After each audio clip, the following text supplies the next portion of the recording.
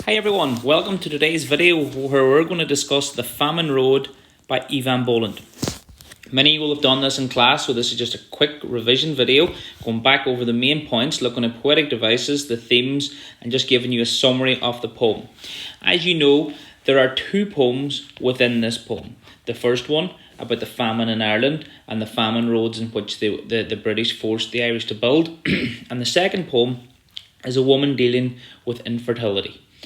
Okay, we'll begin. Idle as trout in light, Colonel Jones. So they're describing the Irish as idle as trout in light. Basically, the Irish are lazy. They're like trout out of water. They can't do anything. They're lazy. These Irish, give them no coins at all. So they're having a meeting about what to do about the Irish. So give them nothing. Basically, they're not worthy of anything. Okay, their bones need toil. They need to work.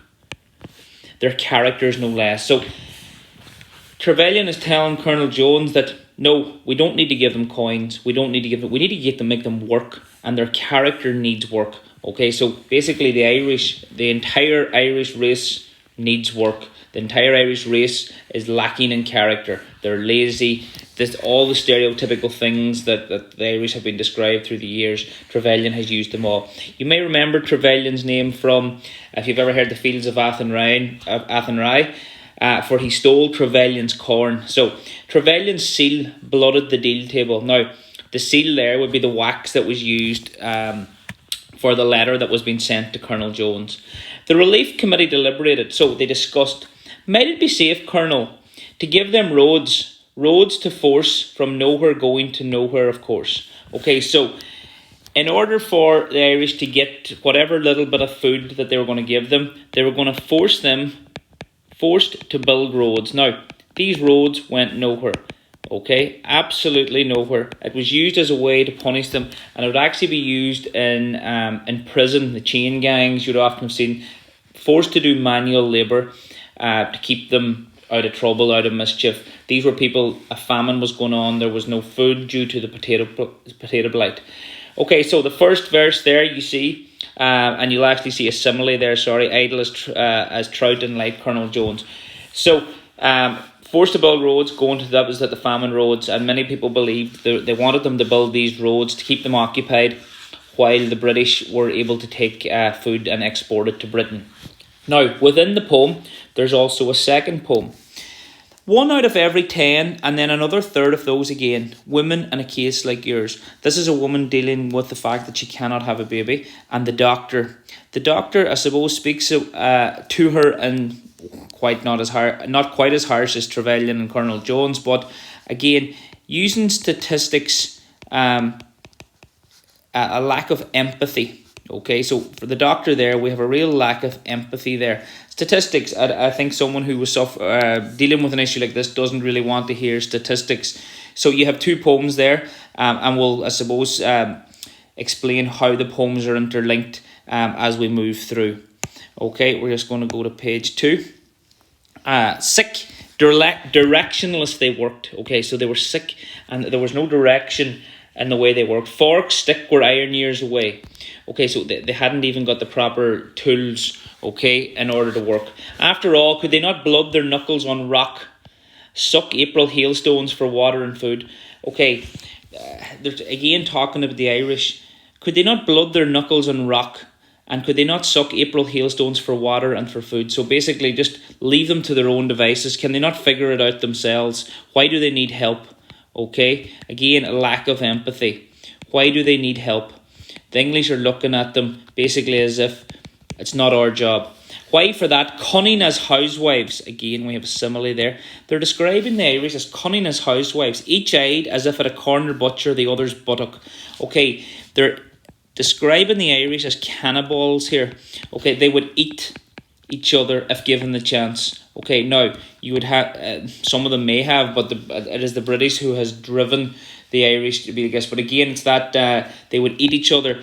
And I mentioned it in another video to do with Warhorse about the dehumanization. So these people are being dehumanized, okay? It's as if they're cannibals who would eat one another if given half the chance. they don't see them as people. They see them as animals, basically. They see them as not worthy of their empathy, that they're a different breed of people. Okay, so we're going back to the second poem. Anything may have caused it. Spores, a childhood accident. One sees day after day these mysteries. So the doctor's saying, he doesn't know. Okay, and he's given possibilities, and he's calling it like a mystery. Again, there's a lack of care, lack of empathy here. Okay, it can be compared to up here. In both cases, they don't seem to care who they're dealing with. These people have serious problems, both here and here. Now, very different on the hierarchy of needs. Obviously, food and shelter are more basic needs, but this woman wants to have a child, and she's unable to have a child. And again, that lack of care. There is, I suppose, she's been dehumanized to a certain extent here as well. Okay, just on to page 3. Dusk. They will work tomorrow without him. They know it and walk clear. He has become a typhoid pariah. So, they will work tomorrow without him basically means he's going to die. Okay. And they know it and walk clear. They have to stay away because he is typhoid. It's contagious. Okay, so they become a typhoid pariah. His blood tainted, though he shares it with some there. So even his own family have to disown him and stay away. Okay, his own family disown him. And they must, and it's not in a bad sense, but they have to stay away from him in case they get sick as well. And I suppose disease was rampant in the workhouses that existed during these times where many of the people would have had to stay. He shares it with some there, so his own family. No more than snow attends its own flakes where they settle and melt, will they pray by his death rattle. Okay, so again, the snow attends its own flakes. Will they settle and melt? Will they pray by his death rattle? Okay, and we're moving on to this one. You never will, never you know, but take it well, woman. Grow your garden, keep house, goodbye. Again, look at the lack of empathy again. He's telling her to keep her garden, okay? Grow your garden, keep house, goodbye. Very matter of fact, lack of empathy, lack of care, understanding, all those things. Just don't care. Just like, and again, we'll come back to it now, that the Famine Road was described as useless, a waste of time. The comparison there then is, I suppose a woman sees her function is to give birth, and if she can't give birth, what use does she have? Now, that's what she's questioning, and the doctor is basically doing it there. What use does she have? In those days, I suppose there would be more unknown as today. Lots of women decide not to have children and are perfectly entitled to have their own careers, and it's not the same issue as it was back then. But it's comparing the Famine Road here to the lack of this woman being able to have a child. Okay, moving on to the final page. It has gone better than we expected, Lord Trevelyan. Okay, they're delighted with the results. Okay, better than we expect. Sedition, idleness cured in one. Okay, the fact that people were turning against the British and the fact that they were lazy, it was cured in one because they were dead. Or else, if they weren't dead, they were unable to fight. They were unable to plan rebellions. They were unable to basically argue with anything the British did. From parish to parish, field to field. Now, that's a very clever way. Parish to parish, field to field. So it was all over Ireland. Okay. Parish to parish, field to field. The wretches work till they are quite worn. So wretches work, worn. Okay, there's alliteration there. Then fester by their work. Look at the word fester. Fester, something like you would describe like a disease or a cut, not a human. Okay, they fester by their work. Okay, so basically they work until they can work no more, and they lie asleep, sometimes at the side of the road.